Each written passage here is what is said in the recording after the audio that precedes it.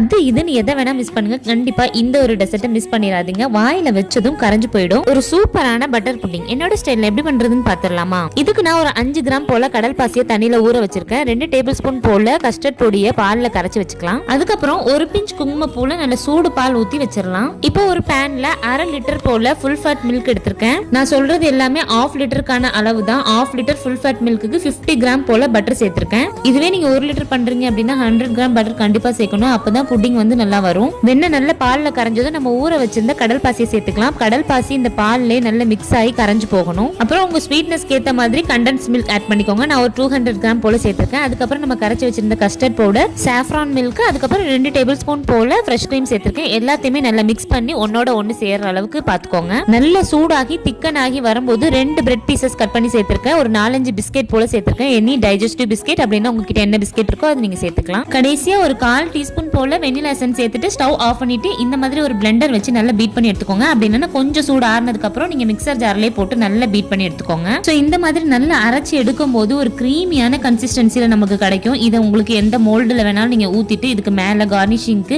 எவ்வளவு நட்ஸ் வேணுமோ அதை நீங்க போட்டுக்கலாம். இதை 1 or 2 hours ஃப்ரிட்ஜ்ல வச்சு சர்வ் பண்ணீங்க அப்படின்னா செம்ம ஸ்மூத்தான ஒரு புட்டிங். எப்படிதான் இது ரமதானுக்கு நான் மிஸ் பண்ணனே தெரியல. வாயில வச்சதும் அப்படியே கரைஞ்சு போயிடுச்சு. கண்டிப்பா எல்லாரும் ட்ரை பண்ணி பாருங்க. இந்த வீடியோ உங்களுக்கு பிடிச்சிருந்தது அப்படின்னா எம்இ ஃபுட்டிக்கு சப்ஸ்கிரைப் பண்ணிக்கோங்க. தேங்க்ஸ் ஃபார் வாட்சிங். அஸ்ஸலாமு அலைக்கும்.